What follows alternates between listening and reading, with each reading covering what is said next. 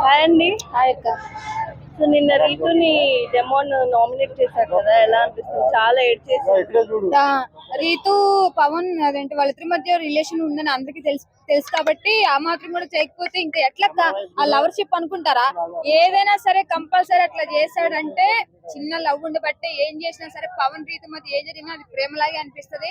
జనాలకి ఏంటంటే ఇంకా పవన్ ఏంటో పెద్ద పొజిషన్ కి వచ్చేసి రీతుని తక్కువ చేస్తున్నారని చెప్పి అనుకుంటారు. కానీ వాళ్ళిద్దరు అలా చేయడం అనేది కరెక్ట్, ఎందుకంటే అది కూడా ఒక ప్రేమ లాంటిది.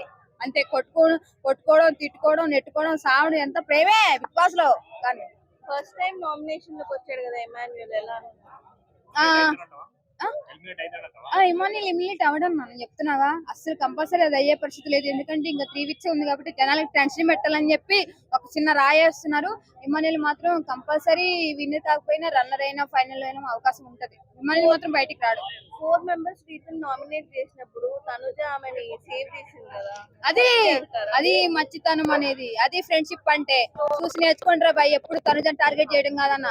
ఇప్పుడు పడగండి అన్న తనుజని, ఎంత మంది నామినేషన్ చేసిన తనుజ ఒక్కరు లేపిందంటే అది Tanuja is the great person. వందలే అన్న, చూసే వాళ్ళు ఎన్నో మాట్లాడిస్తారన్న. నిజంగా కళ్ళ కంటి కనపడినా కూడా అది కాదేమని అంటారు, ఎందుకంటే మనసులో అది ఉంది కాబట్టి ఆ ఉద్దేశంతోనే కనిపిస్తుంది అందరికి. అంతే. ఇమాన్యుయల్ భరణి గారి నామినేషన్ ఎలా? ఇమాన్యుయల్ అన్న కూడా బాగా రెచ్చిపోతున్నాడు. భరణి గారు ఏంటో అసలు ఎట్లా అంటే ఫైర్ వచ్చేసింది భరణి గారికి. నువ్వు అట్లాగే ఉండన్నా, నువ్వు తనుజ సపోర్ట్ చేస్తూనే ఉండు, కంపల్సరీ చర్చలో మిగిలిపోతావు. తనుజ సపోర్ట్ చేసిన తండ్రిగా మిగిలిపోతుంది అంతే. ఫ్యామిలీ వీక్ స్టార్ట్ అయిపోయింది కదా, ఇవాళ ప్రోమోలో సుమన్ గారి ఫ్యామిలీ వచ్చింది ఎలా? పాప నిజం చెప్తున్నా, సుమన్ శెట్టి గారి వైఫ్ చూడంలోనే చాలా ఎమోషనల్ అయిపోయింది, చాలా బాధేసింది.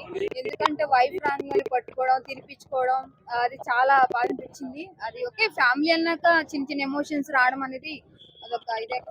తనుజ వాళ్ళ సిస్టర్ కూడా వచ్చింది, సో పెళ్లి కూతురు చేస్తున్నారు కదా, పాప రాంగ్ లోనే చాలా గట్టిగా పట్టుకొని ఏడ్చేసింది తనుజ. ఎంతైనా మన రిలేషన్, మన సొంత సిస్టర్ మ్యారేజ్ మనం లేకుండా జరిగితే పెళ్లి ఎలా ఉంటుంది అక్క?